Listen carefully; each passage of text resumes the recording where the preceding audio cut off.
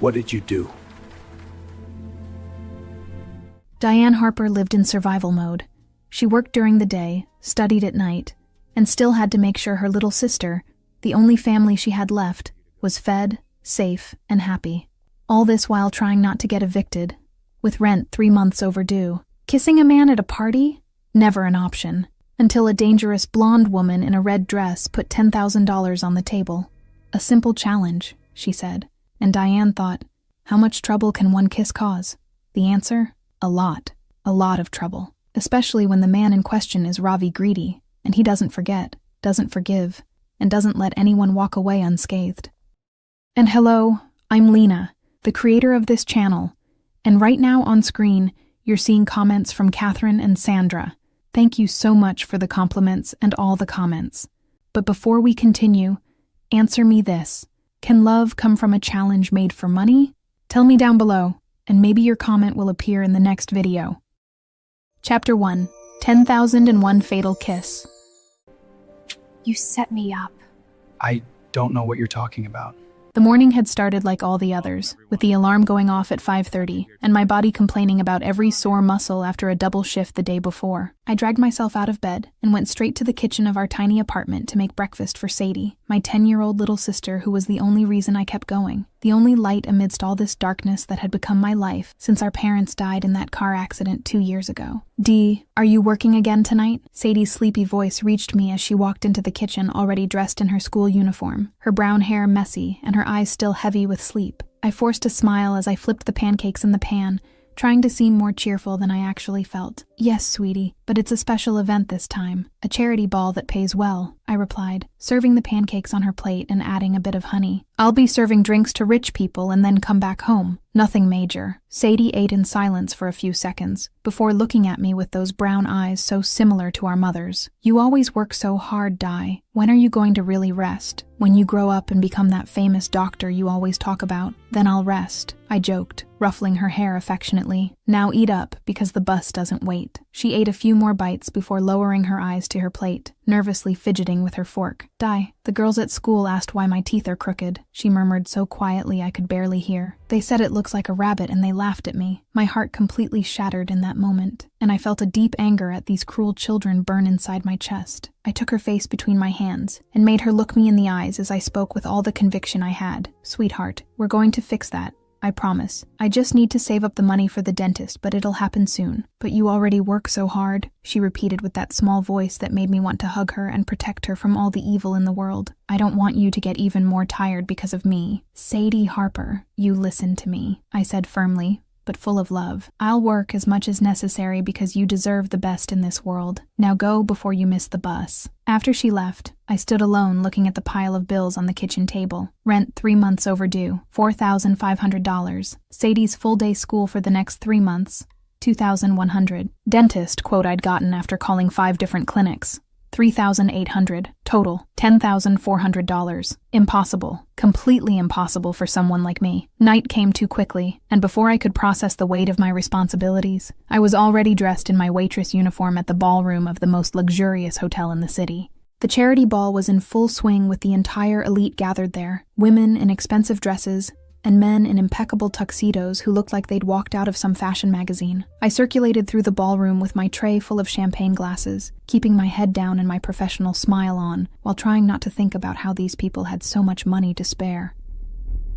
That's when I saw him for the first time. He was standing alone near the enormous windows overlooking the lit-up city, wearing a black tuxedo that looked custom-made, and there was something about his posture that screamed power and danger in equal doses. I passed by him with my tray without really paying attention because I was too focused on working, but I felt the weight of his gaze on me for a split second before I kept walking. On the other side of the ballroom, Catherine Voss observed everything with calculating eyes and a cruel smile on her lips. She was surrounded by her equally elegant friends, all in designer dresses and jewelry that probably cost more than I'd earn in my entire life. But there was something different about her that night, a dangerous tension emanating from her in waves. There, that waitress is perfect, Catherine said to her friends, while discreetly pointing at me, her eyes gleaming with pure malice. Perfect for what, Catherine? One of the friends asked curiously, taking a sip of expensive champagne. For revenge, Catherine answered simply. and then her gaze shifted to Ravi Greedy standing near the windows. Ravi humiliated me last week, remember? In front of all of you. And then she allowed herself to remember, allowed the memory of the most brutal humiliation of her life to come back with full force. It had been exactly 1 week ago, at another equally elegant social event, when Catherine had finally gathered the courage to offer herself to Ravi more directly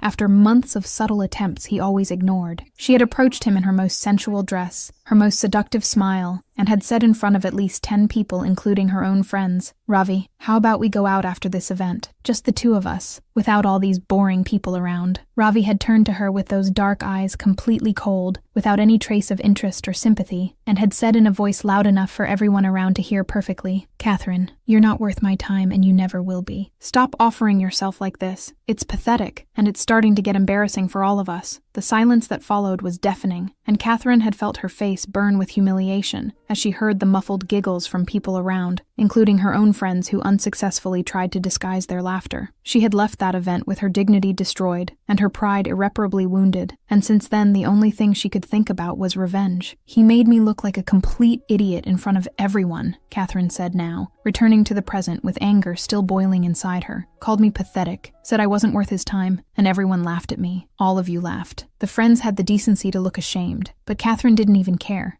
because she already had a plan forming in her head. That waitress over there, the innocent one who can barely look people in the eyes, I'm going to make her kiss Ravi publicly. Without his permission, in front of everyone. That's too cruel, Catherine, one of the friends murmured, but there was morbid curiosity in her voice. He was cruel to me, Catherine retorted with pure venom in her voice, and Ravi will destroy that girl when she touches him without permission, because everyone knows he doesn't tolerate that from anyone. I'm going to watch him humiliate her the same way he humiliated me, and finally I'll feel better. She grabbed her expensive purse and took out a thick envelope. "Lend me 10,000. I'll need incentive to convince the waitress." Minutes later, I was standing in front of Catherine Voss with no idea that I was just a pawn in her revenge game. "You, waitress, what's your name?" she asked with that smile that didn't reach her eyes. "Diane, ma'am. Can I get you something?" I responded automatically, my tone polite and professional. "Actually, Diane, I have a very interesting proposition," she said, and there was something too calculating in the way she looked at me. $10,000 in cash if you do one very simple thing." My heart raced, because $10,000 was exactly the miracle I needed. "What kind of thing?" I asked cautiously, my hand gripping the tray tighter. "See that man over there in the black tuxedo, alone by the window?" She discreetly pointed at Ravi. "I want you to go over there and kiss him on the lips, in front of everyone." I blinked several times, because I surely hadn't heard right. "You want me to do what?" "Why? Because it's fun, and because I pay well for fun," she answered with cruel simplicity, showing the envelope full of money. 10,000, here and now. You kiss him, I give you the money, you leave. Simple as that. My mind went into total overdrive. Who is he? Nobody important, just a bored rich man, Catherine lied with impressive ease. He'll find it funny or he'll get a little mad. But for you, Diane, $10,000 is worth a stranger's temporary anger, isn't it? Or don't you need money? Because I guarantee a waitress working 2 balls this week needs it. I felt the manipulation, but thought about Sadie, about her teeth, about the overdue rent, about school.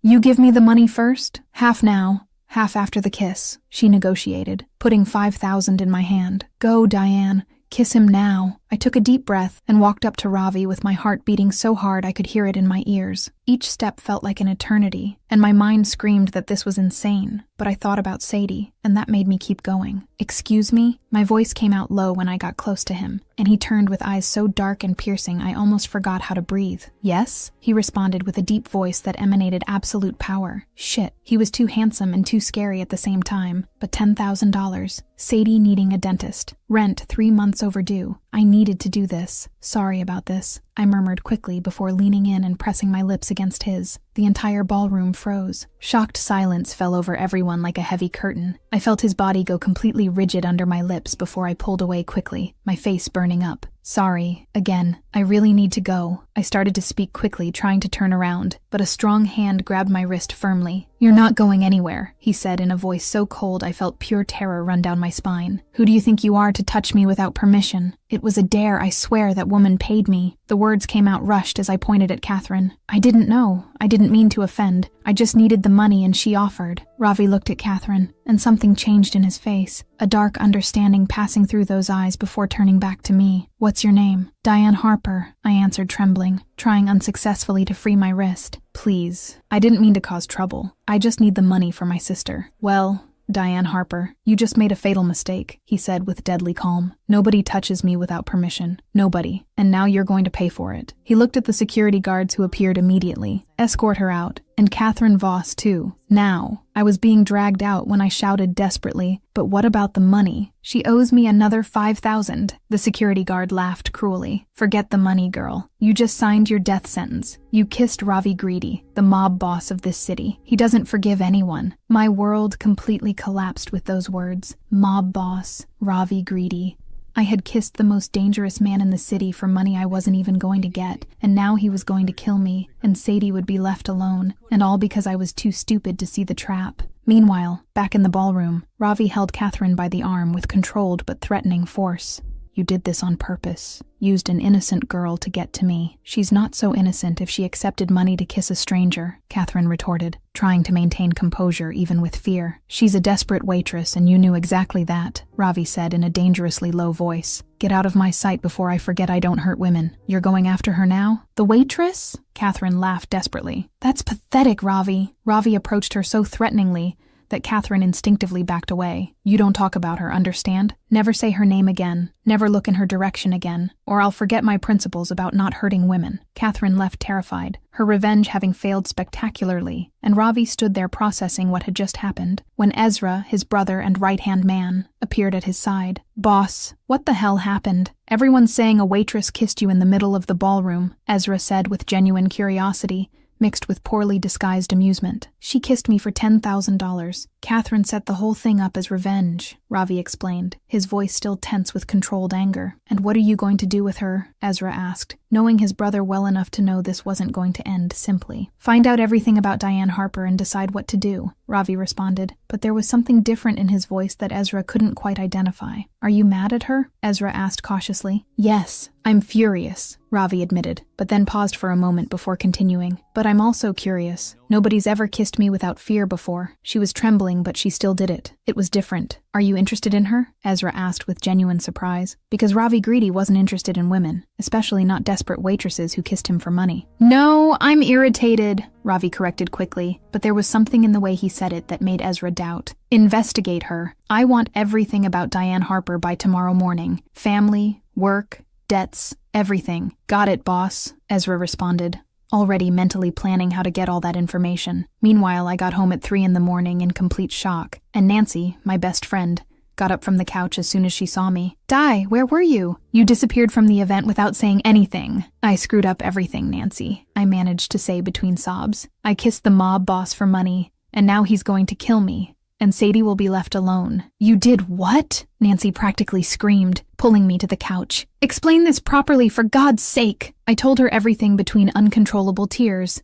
from Catherine's proposition to discovering who Ravi really was, and I saw horror grow on Nancy's face. He said I was going to pay, said nobody touches him without permission. Dee, are you crying? Sadie's sleepy voice came from the hallway, and I wiped my face desperately before turning around. No, sweetie, I just had a very tiring day, I lied with a trembling voice. Go back to bed. You have school early tomorrow. Okay, I love you, Di, she said before going back to her room. I waited for the door to close before completely breaking down in Nancy's arms. What did I do? What the hell did I do with my life? Nancy hugged me tight while I cried, but neither of us had an answer to that question. All I knew was that I had kissed Ravi Greedy, the most dangerous man in the city, and now my life would never be the same.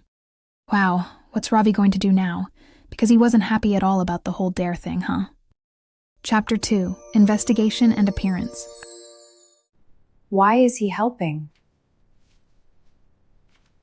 I didn't sleep at all that night. How could I sleep knowing that the most dangerous mob boss in the entire city was probably planning my death while I lay on my old mattress staring at the cracked ceiling of the apartment? Nancy had stayed with me until 5 a.m. trying to calm me down, saying that maybe Ravi Greedy would just scare me and let it go, but we both knew she was lying to make me feel better. Men like Ravi Greedy didn't forgive anyone for anything, and I had committed the supreme offense of touching him without permission, in front of dozens of witnesses.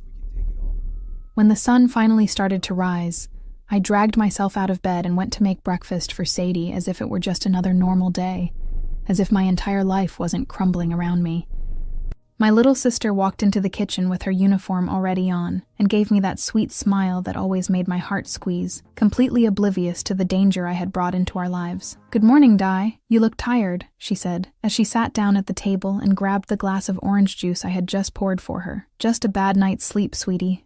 "Nothing major," I lied with ease, born from 2 years of practice hiding my worries from her. "Eat up because the bus doesn't wait, and you can't be late again." After Sadie left for school, I stood in the middle of the living room trying to decide what to do with my day. Should I go to work for the afternoon shift at the restaurant like I always did? Or should I stay locked inside the apartment waiting for men in black suits to show up and take me away? In the end, I decided to take a shower and at least try to act like everything was normal, because if I was going to die anyway, at least I'd die clean and with dignity. Meanwhile, on the other side of town, in a luxurious office that occupied the entire floor of an imposing skyscraper, Ezra Greedy was finishing compiling the most complete dossier he'd ever made about anyone in less than 12 hours. He had used all the resources of his brother's organization to find out absolutely everything about me, from my birth certificate to the last cent I owed everyone. And now he was standing in front of Ravi's enormous desk, holding a thick folder full of information. "Boss, I have everything on Diane Harper," Ezra said, as he placed the folder on the desk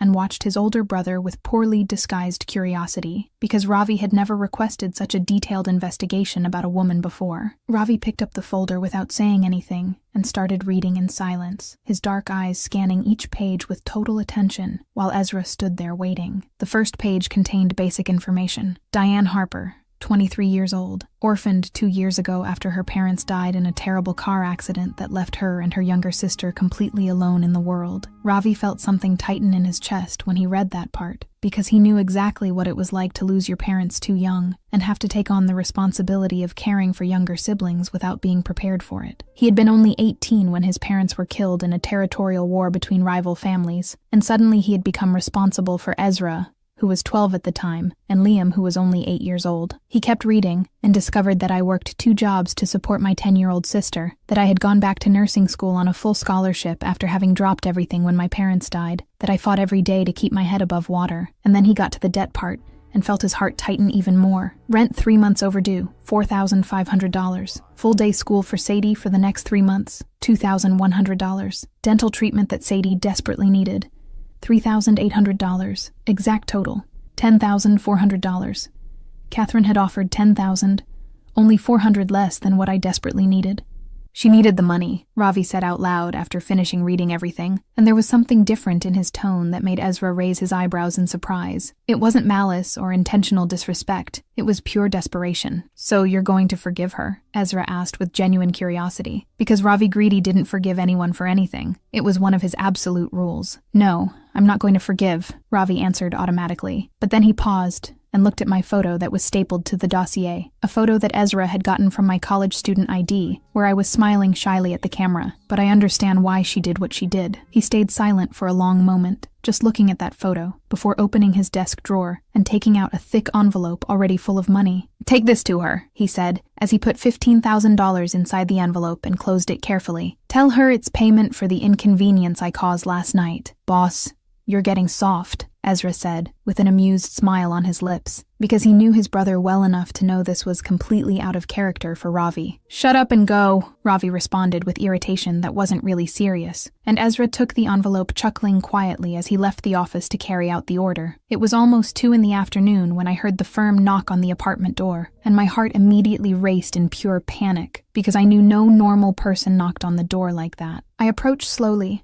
and looked through the peephole to see a tall man in a black suit standing in the hallway, and that's when I really started to panic, because this was exactly what I had feared all night. "Who is it?" I managed to ask, with my voice coming out shaky, my hand gripping the doorknob so hard my fingers were turning white. "Ezra Greedy, Ravi's brother." The voice came from the other side of the door with a calm tone that was very different from Ravi's coldness. "I just came to deliver something to you, Diane. I didn't come to do any harm." I opened the door slowly, keeping the security chain in place, and looked at the man through the small opening. He really did look like Ravi in his strong features and dark eyes, but there was something lighter about him, less threatening and more approachable. He was holding a white envelope, and had his hands raised in a non-threatening way. "Relax, Diane. I really just came to deliver this," he repeated as he showed the envelope. "It's from Ravi, $15,000 to cover everything you needed and a little more." I removed the chain with my hands shaking so much I could barely open the door completely, and looked at him unable to process what he had just said. "Why? He's not going to kill me? I thought he said I was going to pay for what I did." "Ravi found out about Sadie and about your parents," Ezra explained in a gentle voice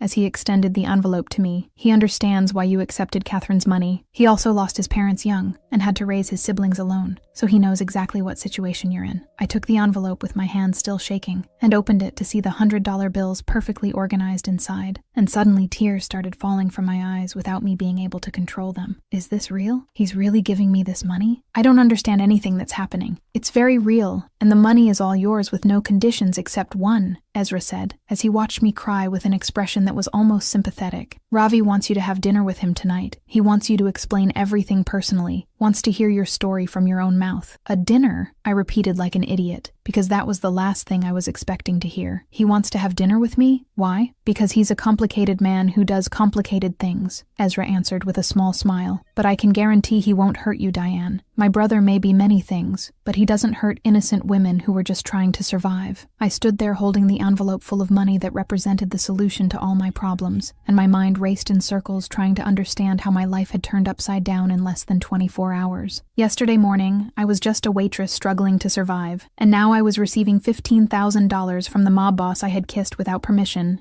and being invited to dinner with him. "I accept," I heard my own voice say, before my brain could really process the decision. "I'll have dinner with him, and I'll explain everything." "Great. I'll send a car to pick you up at 7 tonight," Ezra said, with clear satisfaction in his voice, before giving me a card with a phone number. "If you need anything or have any problems before then, call me at this number." After he left, I closed the door and slid to the floor still holding the envelope, and it was only then that I really started to cry for real. These weren't tears of fear this time, but rather relief so deep it physically hurt in my chest. I opened the envelope again and counted the money with trembling hands, confirming it really was $15,000, and suddenly I could breathe again for the first time in months. I could pay the overdue rent and still have money left over for several months. I could guarantee Sadie's full-day school without worrying. I could schedule her dentist appointment and finally end the bullying she was suffering. I could finally stop living on the constant edge of absolute desperation. But at the same time, I knew this wasn't free. Ravi Greedy had given me that money because he understood my situation, because he had lived through something similar when he was younger. But he also wanted something from me. He wanted to get to know me, wanted to hear my story, wanted to have dinner with me. And I had no idea if this was a good thing, or if I was just getting myself even deeper into a dangerous situation I'd never be able to get out of. Nancy showed up at the apartment a few hours later, and nearly had a heart attack when I showed her the money. "Where the hell did you get $15,000, Diane?" she asked, as she looked at the bills spread out on the kitchen table with wide eyes. "Ravi Greedy sent his brother to deliver it to me," I answered simply, and saw her jaw literally drop. "He found out about my situation and understood why I accepted Catherine's dare, and now he wants to have dinner with me tonight." "Dinner? With the mob boss? Diane, are you crazy?" Nancy practically screamed as she grabbed me by the shoulders. "What if it's a trap? What if he hurts you?" "His brother guaranteed nothing will happen," I said, but my voice didn't sound as convinced as I would have liked. "And besides, Nancy, he gave me $15,000. I have to at least hear him out, don't I?" She looked at me for a long moment, before sighing heavily and pulling me into a tight hug. "You're the bravest and most idiotic person I know, you know that? But I love you.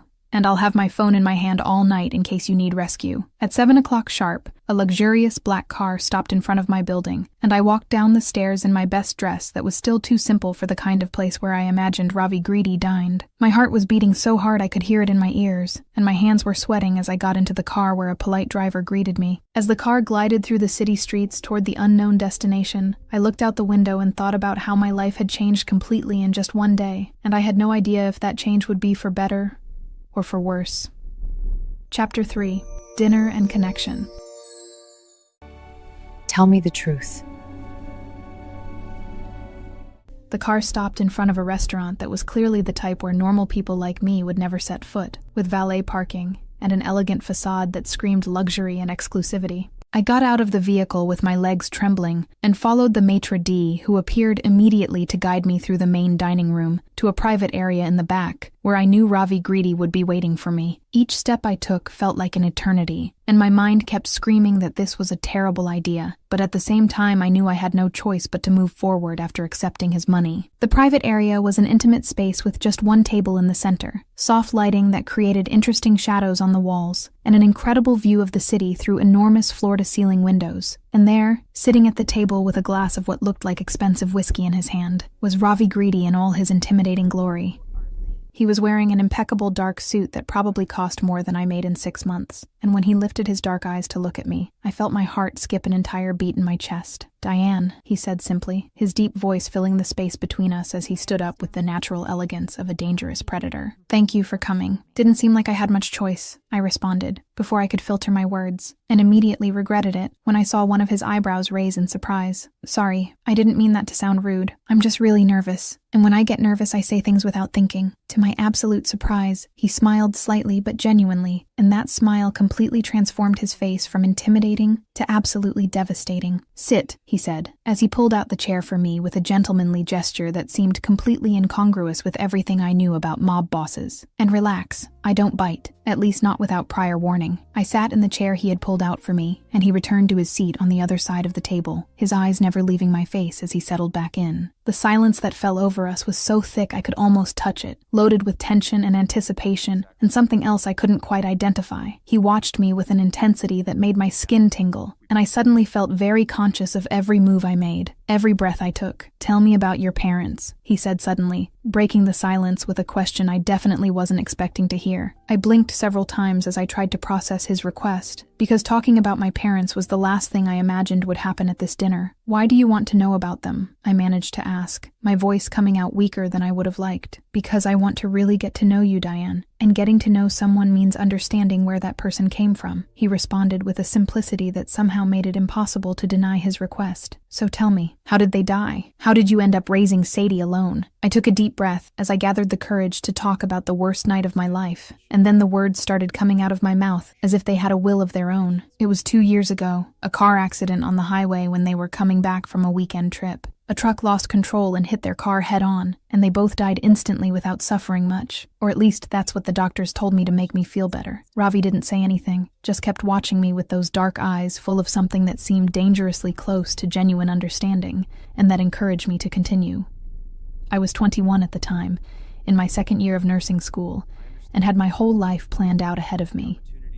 And suddenly I found myself as Sadie's legal guardian when she was only 8 years old, and there was no one else to take care of her except me. "You dropped out of college," he said, and it wasn't a question, but rather a statement based on what he already knew about me from the investigation. Yes, I dropped everything, because there was no way to balance school with 2 jobs, and still take care of a traumatized child who had just lost her parents, I confirmed, as I felt tears starting to prick behind my eyes. "I spent a whole year just trying to keep my head above water, working as a waitress during the day and bartender at night, making sure Sadie was fed and safe and not completely destroyed by the loss. But you went back to college," he observed, and there was something like admiration in his voice that caught me completely by surprise. "I got a full scholarship last year, so I went back to studying nursing at night after my shifts," I explained, as I nervously played with the napkin in front of me. "I fight every day to balance everything, to make sure Sadie has everything she needs, even if it means I never sleep enough or never have time for myself. But she's my little sister, you know. She's all I have left of my family, and I would do anything for her, including kissing a dangerous stranger for $10,000, Ravi said in a soft voice that was so rare coming from him that I looked up in surprise to find him watching me with an expression I couldn't completely decipher. "Including that," I admitted with a heavy sigh. "I know it was stupid. I know it was dangerous. But when Catherine put that money in front of me, all I could think about was how it would solve all my problems at once." Ravi stayed silent for a long moment before leaning forward with his elbows on the table, and suddenly he was closer to me than he had been since I arrived. "I lost my parents when I was 18, he said in a voice so low I had to lean in too to hear properly. "They were killed in a territorial war between rival families, brutally murdered just because they were in the wrong place at the wrong time." My heart completely stopped in my chest, because I definitely wasn't expecting him to share something so personal with me, and suddenly I understood why he had given me the money, and why he wanted to get to know me. "Ravi, I'm so sorry," I managed to say with absolute sincerity, and I saw something pass through his eyes that seemed dangerously close to genuine pain. pain, and suddenly I became responsible for raising my younger siblings completely alone, he continued, as if I hadn't said anything. Ezra was 12 at the time,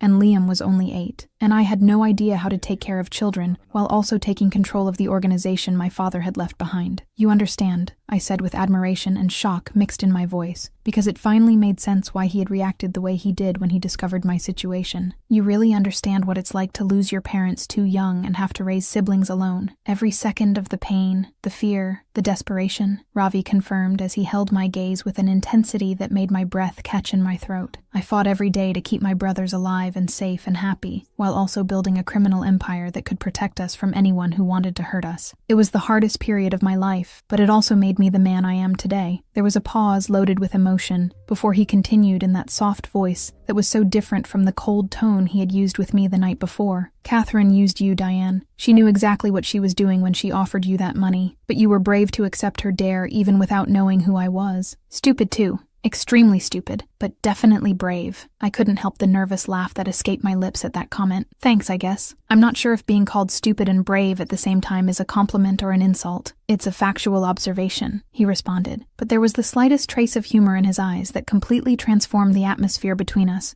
from tense to something lighter and almost friendly. You need to accept the money without guilt, Diane. Pay all your bills, schedule Sadie's dentist appointment, guarantee her school, and after that, let me really get to know you. Why? The question came out of my mouth before I could think better of it, and I saw his expression change to something more intense and focused. Why do you want to get to know me? I'm nobody important. I'm just a waitress who made the mistake of kissing you without permission. Because you kissed me without permission, Diane, he said, as he leaned even closer to me across the table. So close I could feel the heat emanating from him and smell the masculine cologne he wore. And nobody does that and walks away unscathed ever. But instead of punishing you like I normally would with anyone who dared to disrespect me, I found myself wanting to get to know you, wanting to understand who the woman is who had the courage to touch me, even while trembling with fear. My heart was beating so hard now I was sure he could hear it, and I felt my face heat up with the intensity of his gaze fixed on me. I don't know if this is a good idea, Ravi. You're a mob boss, and I'm just someone trying to survive. Our worlds are completely different, and maybe that's exactly why it works, he responded with a conviction that left no room for arguments. I spend every day surrounded by people who fear me or want something from me. But you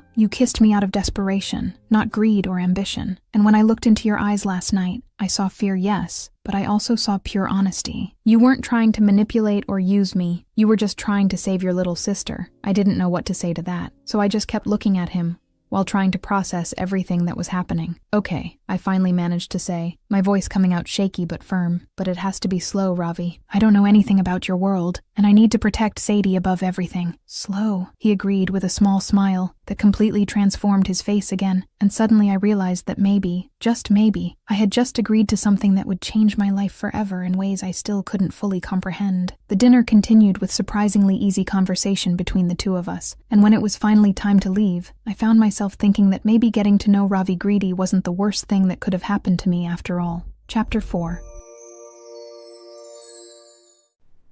Tell me the truth. Catherine attacks and Sadie meets Ravi. A week had passed since that dinner with Ravi, and my life had changed in ways I never imagined possible. The first thing I did the next day was go to the real estate office and pay the 3 months of overdue rent, and the feeling of seeing the debt cleared was so intense, I almost cried right there in front of the receptionist. After that, I went to Sadie's school and guaranteed her enrollment in the full-day program for the next 6 months, without worrying if I'd have enough money at the end of the month. And then, with my heart lighter than it had been in years, I called the dental office and scheduled Sadie's first appointment for the dental treatment she so desperately needed. Di, why are you smiling so much? Sadie had asked that morning while having breakfast with me before school, her brown eyes full of innocent curiosity.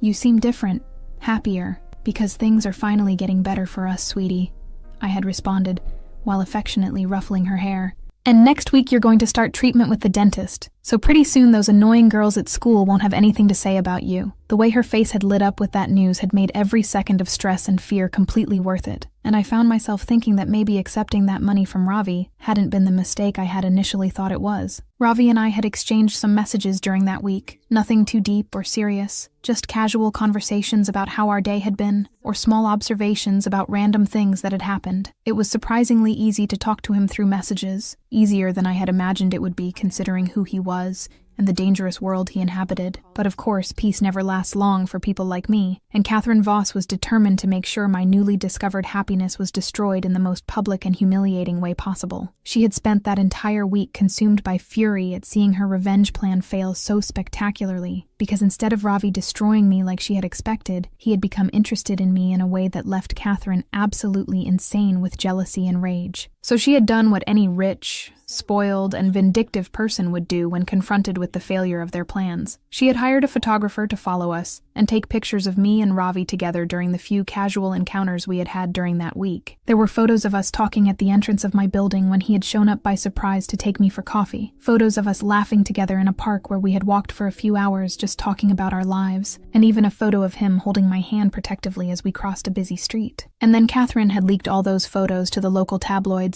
with a headline that made my stomach turn when I saw it for the first time: "Mob boss with waitress, Ravi Greedy's new toy." The article that accompanied the photos was even worse, full of cruel speculation about how I was just his latest temporary conquest, and how he was probably already tired of me but hadn't publicly discarded me yet. I was on my afternoon shift at the restaurant when Nancy came running with her phone in her hand, and her face pale with worry. "Dee, you need to see this now," she said, as she pulled me to the most isolated corner of the restaurant and showed me her phone screen with the horrible headline plastered there. My heart completely sank in my chest as I read that article full of venom, and suddenly I felt completely exposed and vulnerable in a way I had never experienced before. "I'm a toy?" I managed to say, with my voice coming out strangled with humiliation and anger mixed together. "They're calling me his disposable toy. It's all lies, Di. Anyone who knows you and Ravi knows that's not true." Nancy tried to console me, but I could see the worry in her eyes too. "This is clearly Catherine's doing. She's trying to humiliate you because her plan failed. But knowing it was a lie didn't make the situation any less painful or less humiliating, especially when my phone started ringing incessantly with messages from unknown numbers calling me horrible things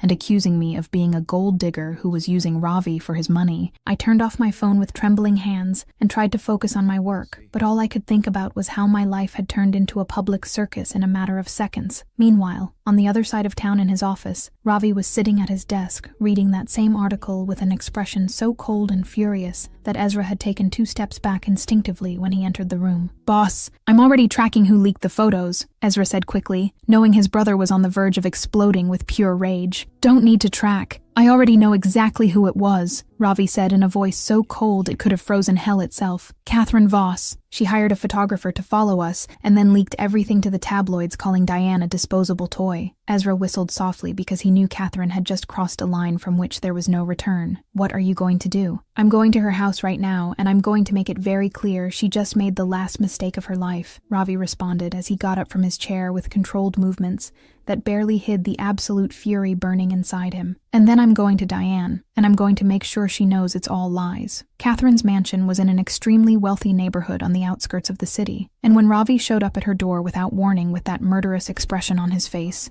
she immediately knew she had gone too far this time. "Ravi, I can explain," she started to say as soon as she opened the door, but he cut her off with a look so cold she felt her blood freeze in her veins. "You leaked photos of me with Diane to the tabloids," he said with no inflection in his voice, and that deadly calm was much more frightening than if he had been yelling, "and you called her a disposable toy in a public headline." "Isn't she?" Catherine retorted with desperation born of fear, trying to cling to her anger as armor against the terror she was feeling. "You get tired of women quickly, Ravi. Everyone knows that. In a few weeks you'll be bored with her, and you'll throw her away like you do with everyone." "She's different," Ravi said, with an absolute conviction that made Catherine involuntarily back away. "Diane is different from any woman I've ever met, and you're officially banned from every social event in this city. I'm going to personally make sure you're never invited to any ball, any dinner, any party again. You're going to be a social pariah, Catherine, and it's exactly what you deserve. You loved me once, Catherine screamed with tears starting to stream down her face, her pride finally breaking completely under the weight of rejection. You loved me, and now you're destroying me because of some random waitress. I never loved you, Catherine. Never even came close, Ravi said with a casual cruelty that hurt more than any physical violence could have. You invented an entire romantic story in your head based on absolutely nothing, and now you're paying the price for trying to destroy someone innocent because of your delusional fantasies. And then he simply walked out of her mansion without looking back, leaving Catherine crying alone in the doorway as her world crumbled around her.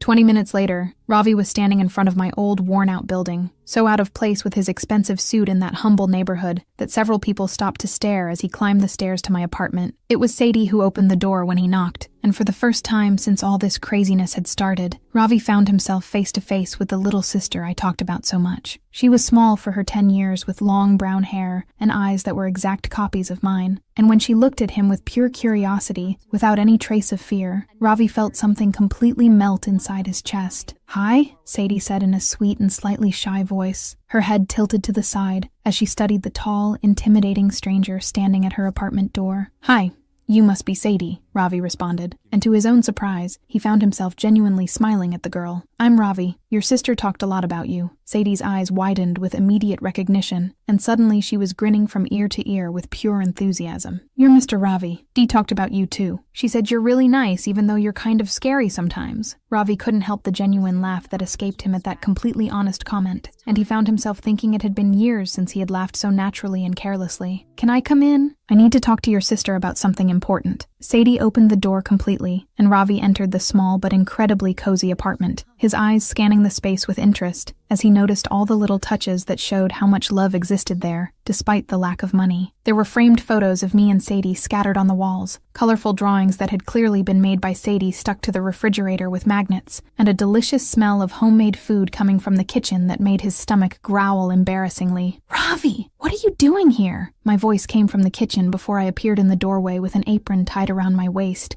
and flour on my hands, my eyes wide with surprise at seeing him standing in my living room. "He's really handsome, Di," Sadie announced with all the subtlety of a 10-year-old, and I felt my face immediately catch fire at the comment. "Sadie," I managed to say, with my voice coming out strangled with embarrassment, but Ravi just laughed in that rare and beautiful way that completely transformed his face. "Thank you, Sadie. You're very pretty too," he responded with genuine sincerity before turning his attention back to me. "I came to talk about the photos that leaked today. Catherine hired a photographer to follow us. We spent the next hour talking all three of us together, and I watched fascinated as Ravi interacted with Sadie in such a natural and gentle way that it was impossible to believe he was the same feared man who commanded the entire city's mafia. He listened with genuine attention as Sadie talked about her school and how excited she was to start dental treatment, and he even helped her with the math homework she was struggling to finish. And it was in that moment, seeing Ravi sitting on my old couch with Sadie beside him, laughing at some joke he had made, that I realized I might be starting to fall in love with that dangerous man who had entered my life in the most unexpected way possible. Diane is more in love than she wants to admit. But how long will they wait to truly declare how much they love each other? Chapter 5. Ravi's Injustice and Regret. You ruined my life.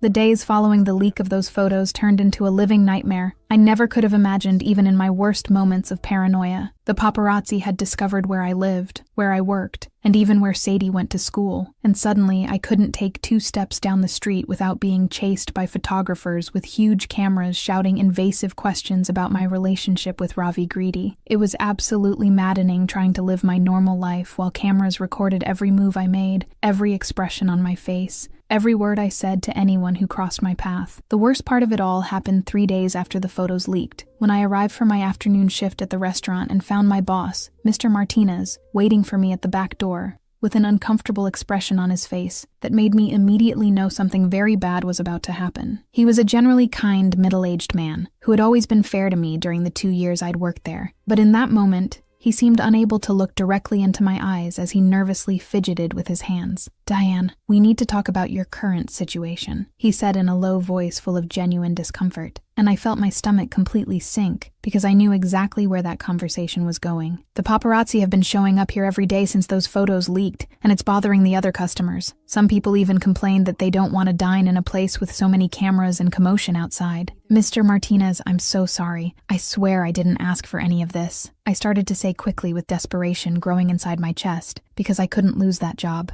I just couldn't. I can use the back door. I can arrive earlier or later to avoid the photographers. I can do anything you need, but please don't fire me. The expression on his face became even more uncomfortable, and I saw genuine compassion in his eyes, mixed with the firmness of someone who had already made a decision and wasn't going to back down. I really am sorry, Diane. You've always been an excellent employee, and I hate having to do this, but I have a business to run.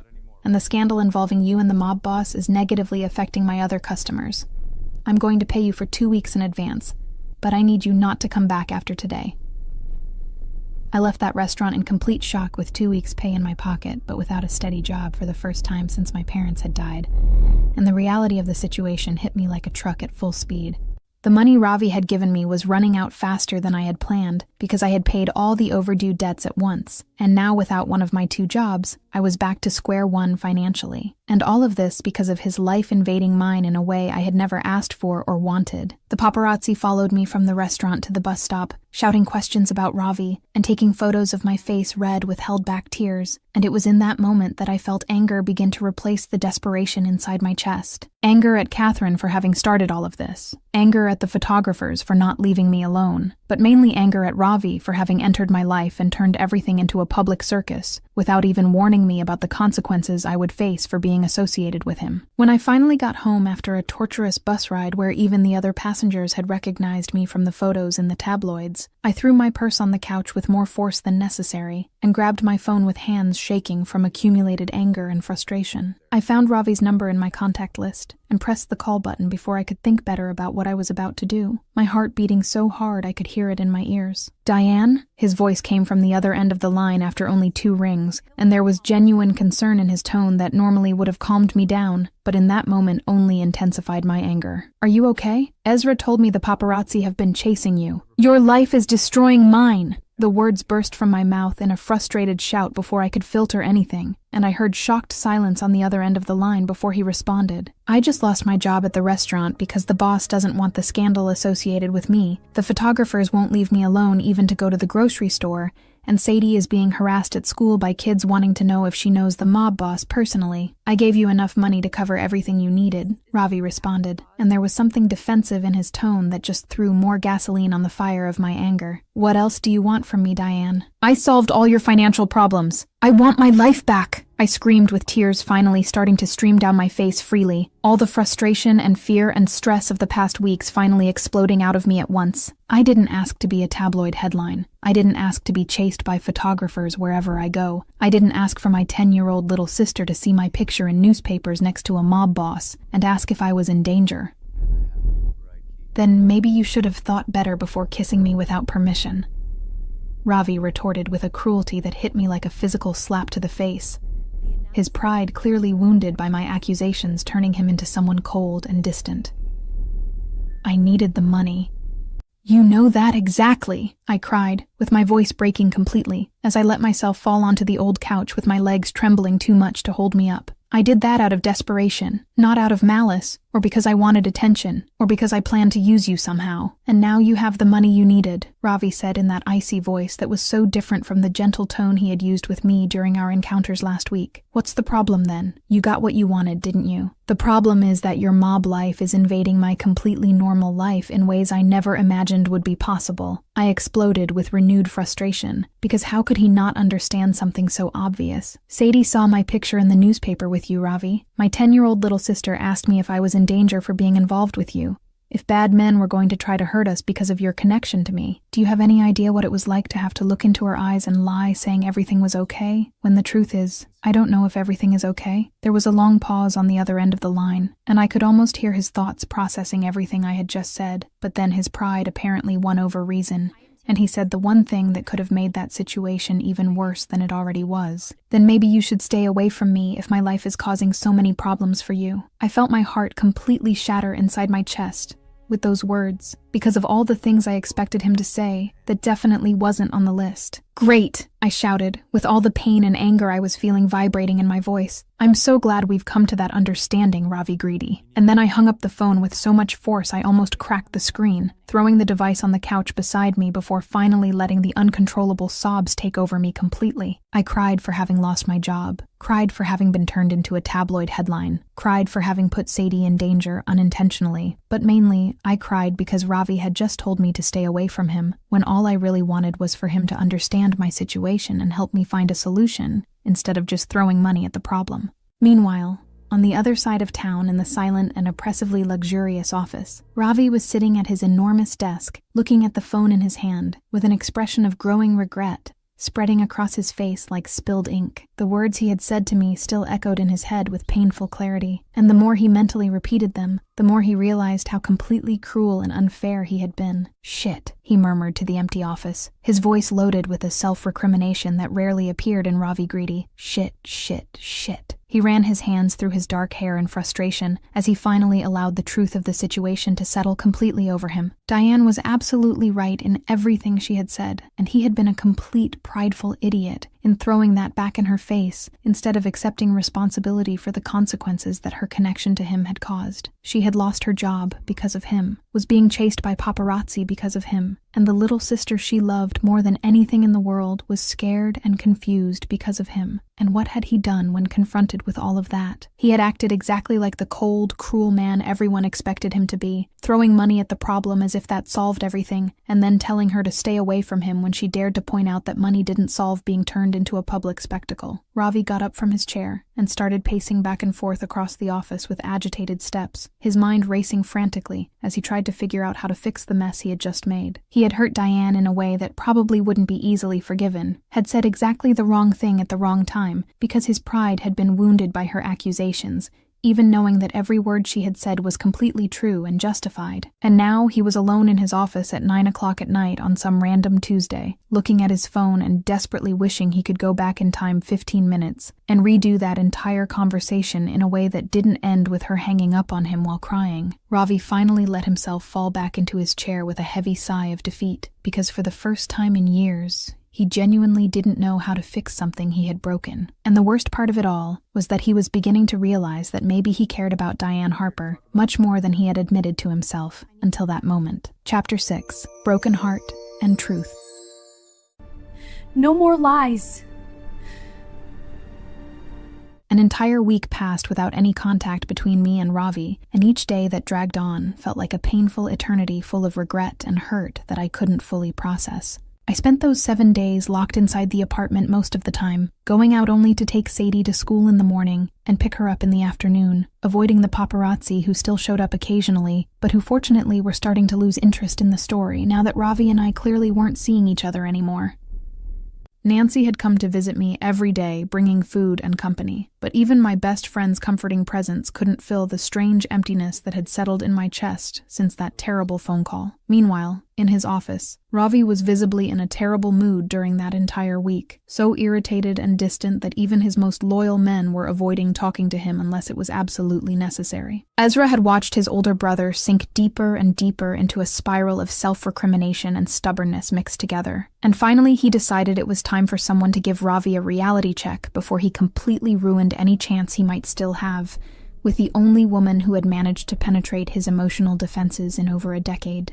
"You're a complete idiot, you know that?" Ezra said, without beating around the bush as he entered Ravi's office without knocking, and closed the door behind him with enough force to make the glass tremble slightly. "A prideful, stubborn, and completely irrational idiot." Ravi looked up from the papers he was pretending to read with an irritated expression on his face, but Ezra could see the exhaustion around his eyes and the tension lines in his jaw that indicated his brother hadn't slept properly in days. "If you came here just to insult me, Ezra, you can leave now because I'm not in the mood. She was completely right in everything she said to you," Ezra continued, ignoring Ravi's attempt to end the conversation before it even really started. "Your life really did destroy hers, Ravi. She lost her job because of the paparazzi you brought into her life. She's being constantly harassed by photographers who want more pictures of her with you, and the little sister she loves more than anything is scared because of her connection to a mob boss. I know all of this." Ravi finally exploded with frustration that had been building up during that entire miserable week, his hand hitting the desk with enough force to make the papers fly. You think I don't know she was right? You think I haven't spent every day since that damn phone call hating myself for saying those horrible things to her? Then fix the situation, Ezra shouted back with a rare passion coming from him, because he was tired of seeing his brother suffering when the solution was so obvious. Go to her apartment right now, really apologize, and fix everything before it's too late, and she decides you're not worth all the stress and pain that comes with being in your life. Ravi stayed silent for a long moment, just looking at his younger brother, and then something seemed to break inside him, and he finally admitted out loud the truth he had been avoiding during that entire week. What if she doesn't forgive me? What if I've already ruined everything irreparably, and she never wants to see me again? Then at least you tried, Ezra responded in a gentler voice, now that he had managed to penetrate his brother's defenses. But you'll never know the answer if you don't go there and really try, Ravi. And I know you care about her much more than you're admitting, so stop being stubborn and go get the woman you want. It was almost 9 at night when I heard the familiar knock on the apartment door, and my heart immediately raced in my chest,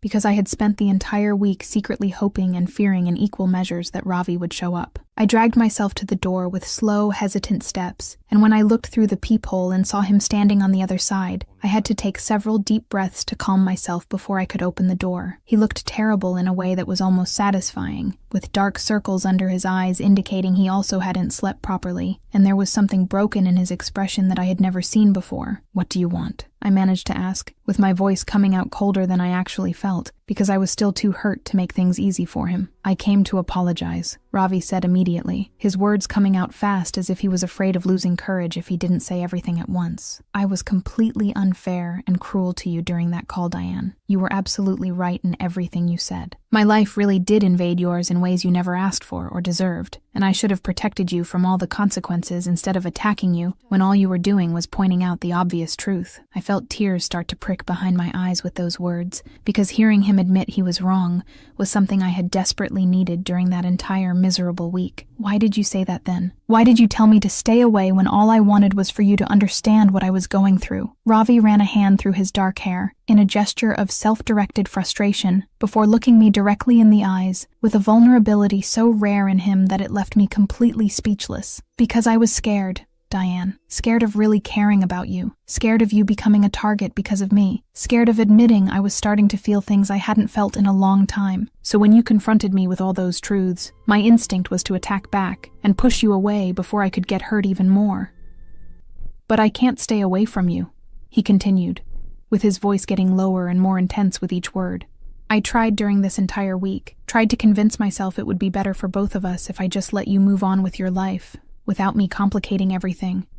But the truth is, my heart broke when you hung up that phone, Diane. It broke in a way that hadn't happened in 16 years, since the night my parents died, and I swore to myself I would never let anyone close enough to hurt me like that again." The tears were streaming freely down my face now, as I heard him say all of that with a brutal honesty that physically hurt in my chest. "Ravi," I managed to whisper through the sobs, my hand lifting involuntarily as if wanting to reach for him, but not having the courage to complete the gesture. "Forgive me," he asked with a sincerity so deep it was impossible to doubt. "Forgive me for being cruel, for throwing the money in your face as if that solved everything, for telling you to stay away, when what I really wanted was to pull you close, and promise I would truly protect you this time. Let me fix everything, Diane. Let me protect you the right way, the way I should have from the beginning." I stood there looking at him through the tears for a long moment, my heart beating so hard I could feel the pulse throughout my entire body, and then finally I managed to find my voice again. "Okay," I said simply, my voice shaky but firm in the decision. "But you have to be honest with me always, Ravi. No more attacks when you're scared or your pride is wounded. No more pushing people away when you start to care too much. Complete honesty, or this will never work between us. Always," he promised with absolute conviction. And then finally he took a step forward and pulled me into a tight hug that made everything feel right again, despite all the mess around us.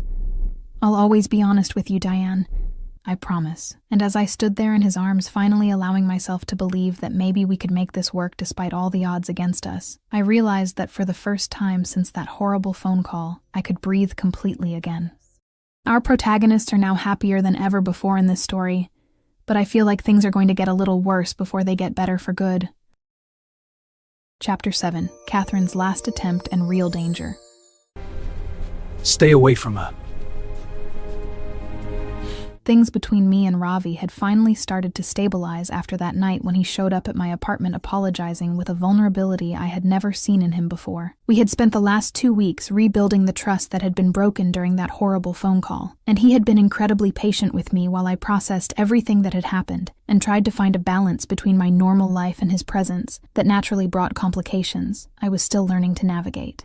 He had even hired discreet security to keep the paparazzi away from me and Sadie, and for the first time in weeks I could walk down the street without being chased by cameras and invasive questions. I had gotten another job at a smaller bar on the other side of town, a quieter place where the owner didn't care about tabloid scandals as long as I did my job right and kept the customers happy. The pay wasn't as good as at the previous restaurant, but it was enough to supplement the money Ravi had given me and ensure that Sadie and I could live comfortably without the constant stress of overdue bills. Nancy worked at the same bar as me now, and having my best friend by my side during the long shifts made everything much more bearable and even fun sometimes. Meanwhile, on the other side of town, in her empty and increasingly isolated mansion, Catherine Voss was sinking deeper and deeper into a spiral of sick obsession and absolute desperation that was consuming every piece of rationality she might still have. She had spent the last few weeks completely banned from all the important social events in the city exactly as Ravi had promised, and the humiliation of being treated like a pariah by the same elite that used to consider her part of the inner circle was destroying her in ways that went far beyond wounded pride. But instead of accepting defeat and moving on with her life,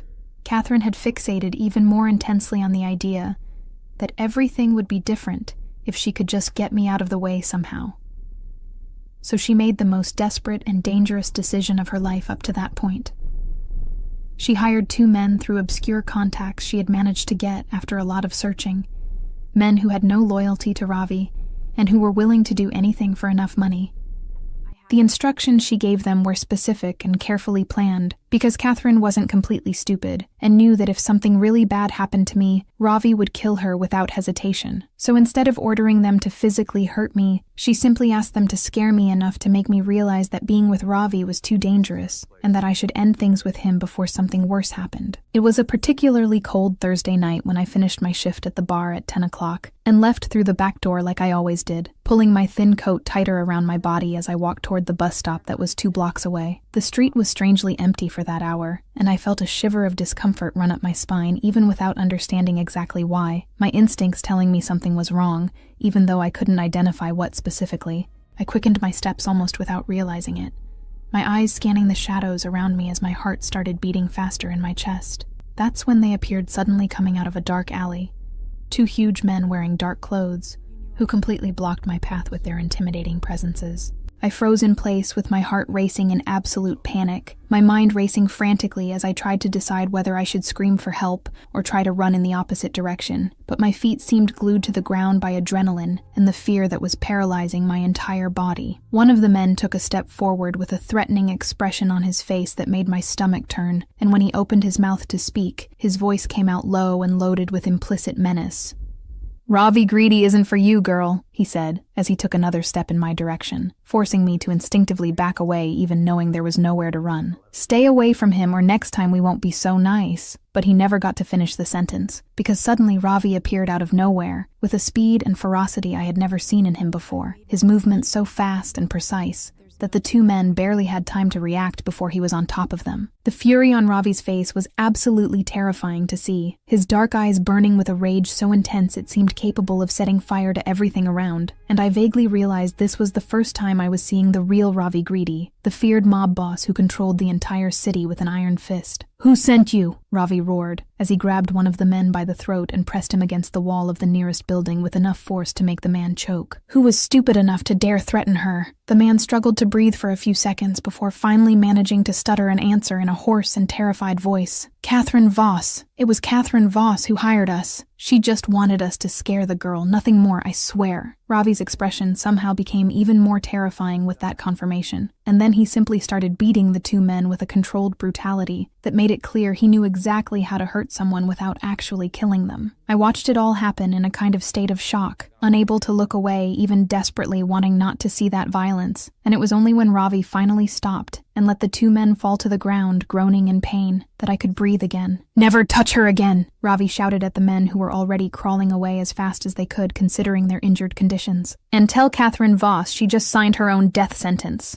Then he turned to me with his breathing still accelerated from adrenaline and rage. But when his eyes met mine, all that fury seemed to instantly dissipate and be replaced by pure concern. "Are you okay?" he asked as he quickly came in my direction and held me by the shoulders with hands that trembled slightly. "Did they hurt you? Did they touch you? You were following me?" I managed to ask with my voice coming out shaky, my brain finally processing the fact that Ravi had appeared too quickly for it to have been a coincidence. "You've been following me this whole time without telling me." "Protecting you, not following," Ravi corrected firmly as he pulled me into a tight hug that made my entire body relax against him involuntarily. I knew Catherine was getting more and more desperate, knew she would eventually try something, so I put security on you without telling you because I knew you wouldn't like it. "You should have told me," I protested even as I buried my face in his chest, my voice muffled by the fabric of his coat, but still loaded with frustration. "You can't just make decisions about my safety without consulting me first, Ravi. And would you have accepted protection if I had asked?" he retorted with annoyingly solid logic, and I felt my indignation wilt a bit because we both knew what the answer to that question would be. "No," I admitted reluctantly against his chest, my hands clinging to his coat as if he were the only solid thing in a world that had just turned upside down again. "I would have refused and said I could take care of myself." "Exactly," Ravi said in a softer voice now,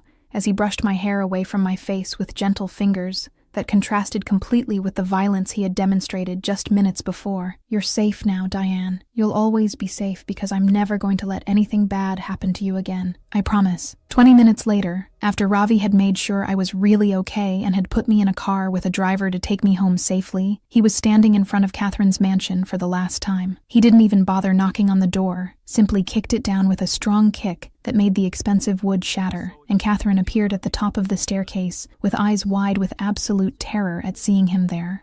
"You hired men to threaten Diane," Ravi said, with a deadly calm that was much more frightening than any scream could have been, his steps echoing in the empty hall as he approached the staircase. "That's a line you don't cross, Catherine. Ever. I just wanted her to realize you're too dangerous for her," Catherine screamed with desperation tinging her voice, tears already starting to stream down her face as she instinctively backed away. "I don't care what you wanted," Ravi interrupted her with absolute coldness, climbing the staircase with measured and threatening steps. "You have 24 hours to leave this city, Catherine. 24 hours to pack your things and disappear forever. Because if I see you after that deadline, if I even hear that you're still here, the sky will fall on your head." Catherine frantically nodded her head, the terror so evident on her face that she looked about to faint, and Ravi simply turned and left the mansion without looking back. The next morning, Catherine Voss had completely disappeared from the city, and no one ever heard from her again, and I could finally breathe, knowing that threat had been eliminated from our lives forever. Chapter 8: Dating and Family. This feels like family.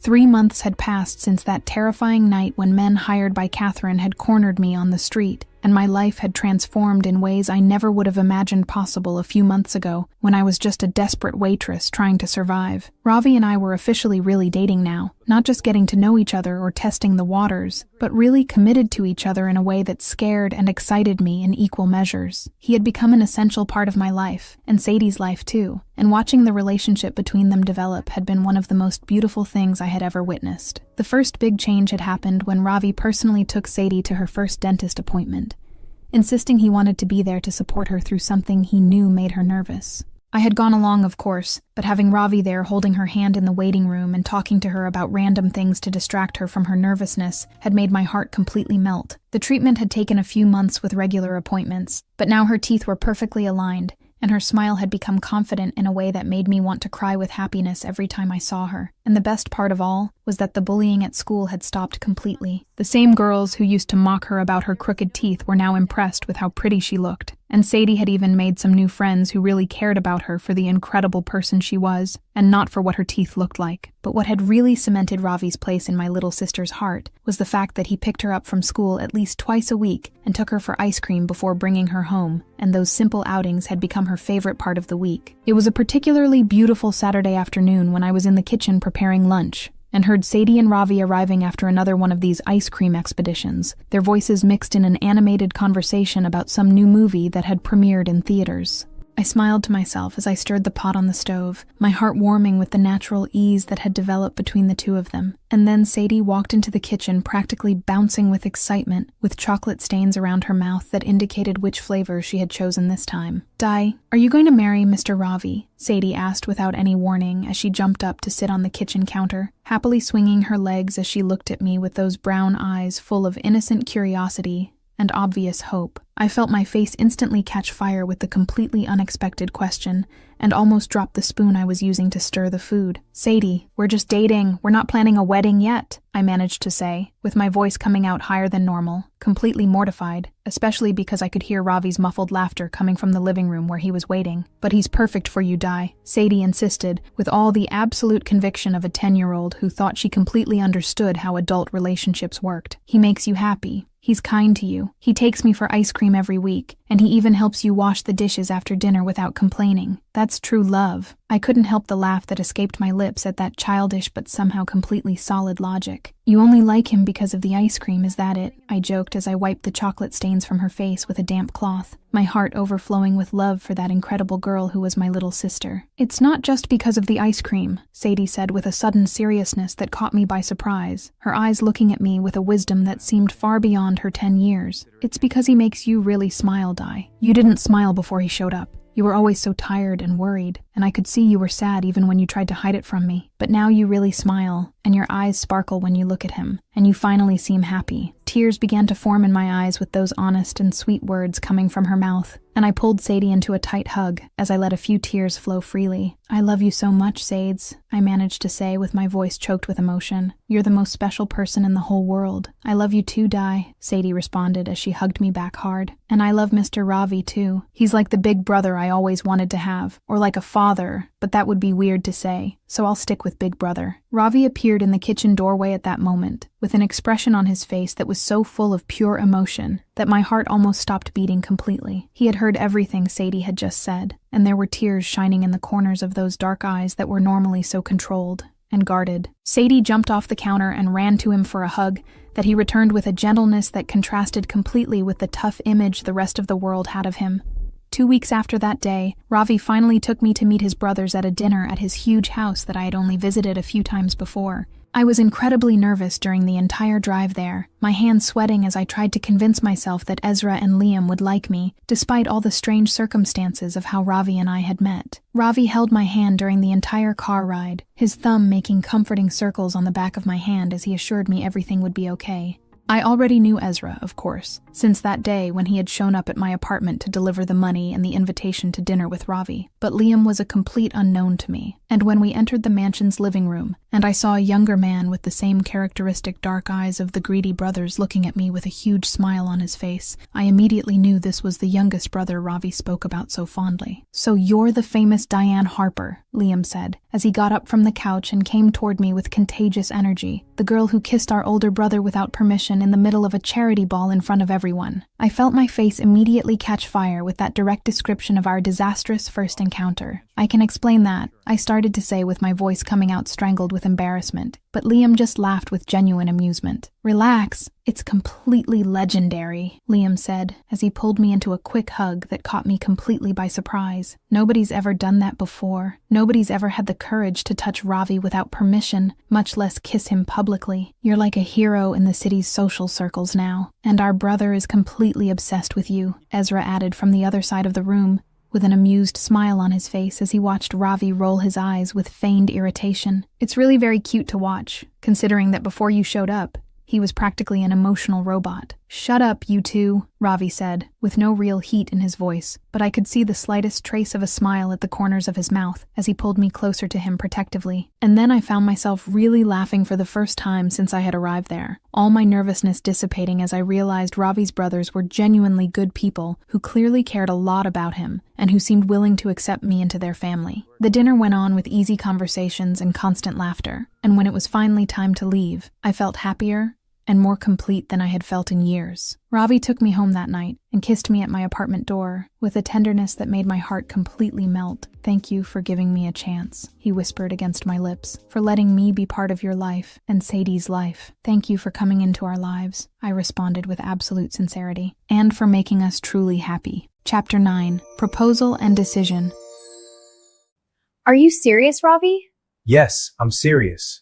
An entire year had passed since that night at the charity ball when I had committed the stupidest and at the same time most transformative mistake of my life by kissing Ravi Greedy without permission. 12 months of changes so profound that sometimes I barely recognized the woman I had become, so different from that desperate waitress who worked 2 jobs and lived on the constant edge of financial and emotional collapse. And today was a particularly special day because I was about to graduate from nursing school after years of struggling to balance work, studies, and taking care of Sadie. The graduation ceremony took place in a large university auditorium with hundreds of people in the audience, and when my name was called and I went up on stage to receive my diploma, I heard Ravi's voice shouting my name from the audience with a pride so evident it made my heart overflow with happiness. I looked to where he was sitting with Sadie beside him, both of them standing and applauding enthusiastically, and I felt tears of joy start to stream down my face as I held that piece of paper that represented so much sacrifice and determination. After the ceremony, Ravi pulled me into a tight hug and kissed me with an intensity that made my stomach flip. "I'm so proud of you," he murmured against my lips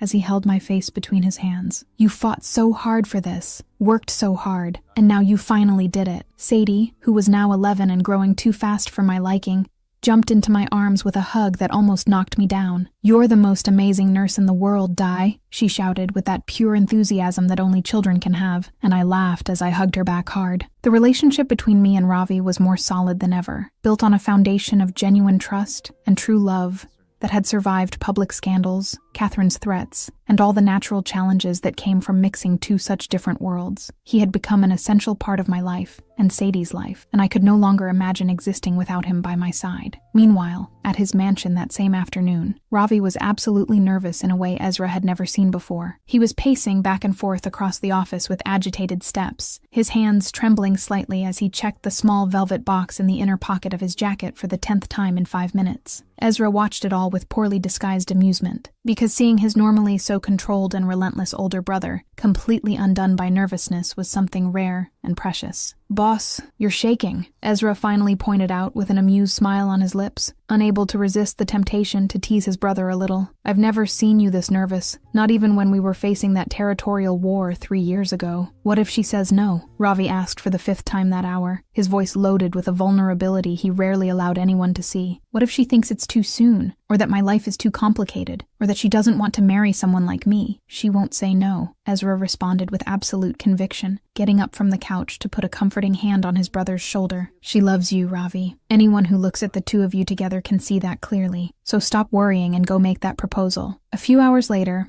I was sitting at the dinner table in my apartment with Sadie beside me and Ravi across from me, all of us finishing the dessert I had prepared especially to celebrate my graduation. The atmosphere was light and happy, full of conversations about future plans and memories from the past year, and I felt so completely content it seemed impossible to be happier than I already was. "Diane, I have something to ask you," Ravi said suddenly, in a voice that had become a bit more serious, and I looked up to find him watching me with an intensity that made my heart race. "What is it?" I asked curiously, as I put my fork on my plate, having no idea what was about to happen. And then, Ravi got up from his chair, and to my complete surprise, knelt beside the table, taking a small velvet box from his pocket, as Sadie let out a muffled scream of excitement beside me. My heart completely stopped in my chest as I looked at him with wide eyes, barely able to believe what I was seeing. "You kissed me for $10,000 exactly 1 year ago," Ravi began with his voice trembling with emotion as he opened the box to reveal the most beautiful ring I had ever seen in my life. And that was simultaneously the worst and best moment of my life. Worst because I was furious that someone dared to touch me without permission, but best because that kiss brought you into my life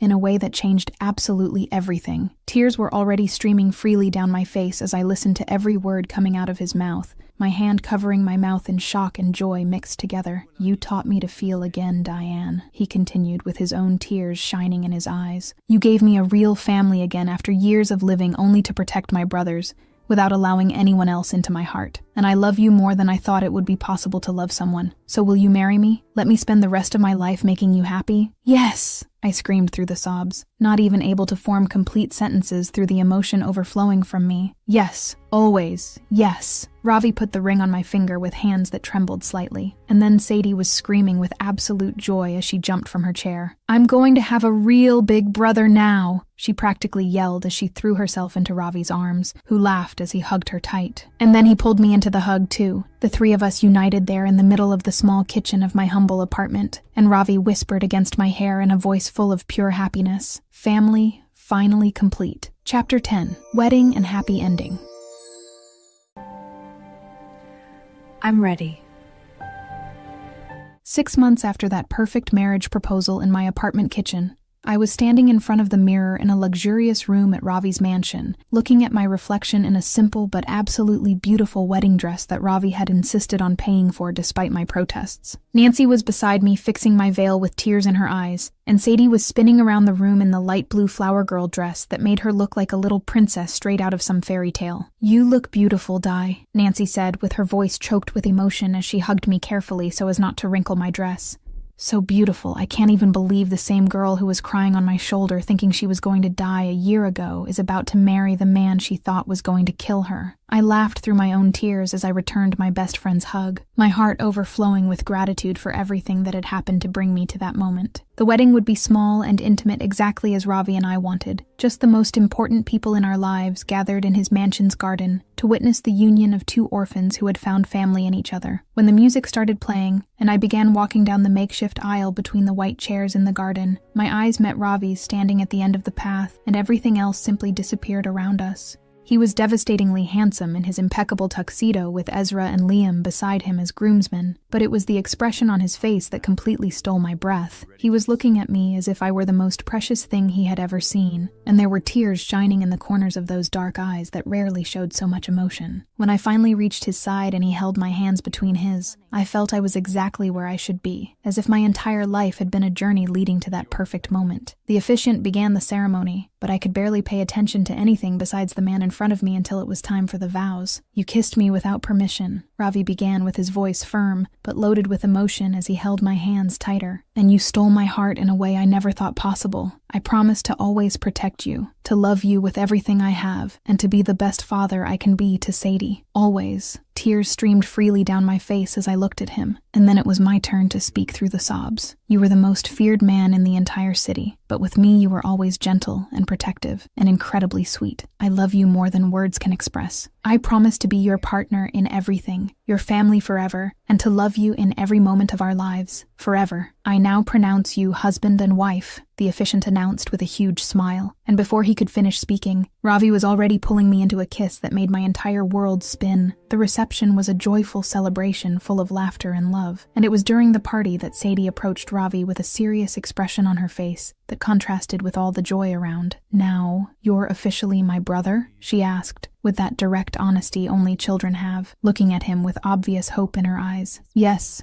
officially," Ravi responded with a genuine smile as he crouched down to her height. "So can I just call you Ravi now?" "Without the Mr.?" Sadie asked with growing enthusiasm. Ravi felt something completely melt inside his chest with that question. "Yes, you can, little one." "Cool!" Sadie practically screamed before throwing herself into his arms in a tight hug. "I love you, Ravi." And then, for the first time in years since his parents had died, Ravi Greedy cried openly as he hugged that girl who had become his real little sister. "I love you too, Sadie," he managed to say with his voice choked. Later that night, when we finally had a few minutes alone in the garden, illuminated by soft lights, I leaned against Ravi and smiled, thinking about everything that had happened. "Who would have thought all this started because of a $10,000 kiss?" I commented with humor in my voice. "Best investment of my life," Ravi responded, as he pulled me closer to him. "Catherine didn't even pay the full $10,000, remember?" I said, laughing. "She only gave me $5,000. "No, she didn't pay," Ravi agreed with a smile on his lips. "But I paid much more than $10,000. I paid with my entire heart." And then he kissed me with a tenderness that made my heart completely melt. "Best payment ever," I whispered against his lips. 2 years passed at an impressive speed, and suddenly I was in the huge living room of our new house with Sadie,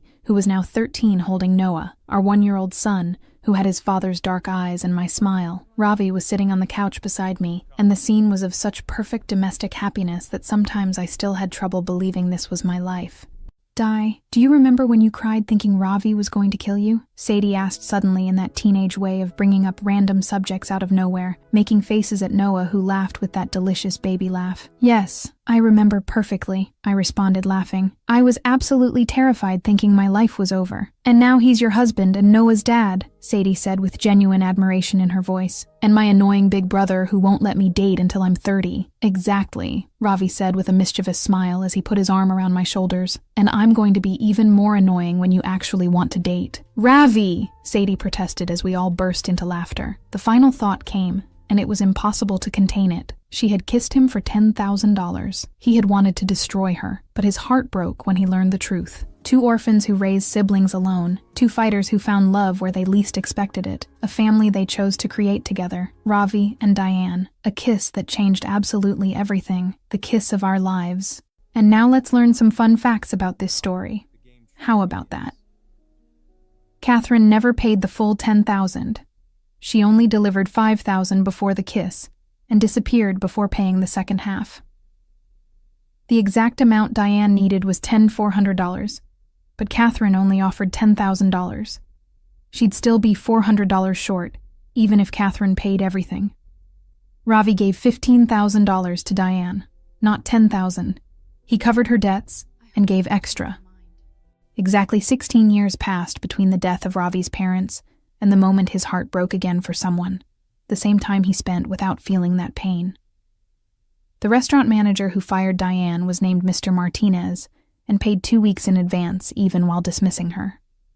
Ravi picked Sadie up from school exactly twice a week for ice cream. It became a sacred tradition between them. Their ages when they became responsible were mirrored. Ravi was 18, raising Ezra at 12, and Liam at 8, while Diane was 21, raising Sadie at only 8 years old. Nancy originally worked at the night bar with Diane, and then went along when she got a job at the smaller bar on the other side of town.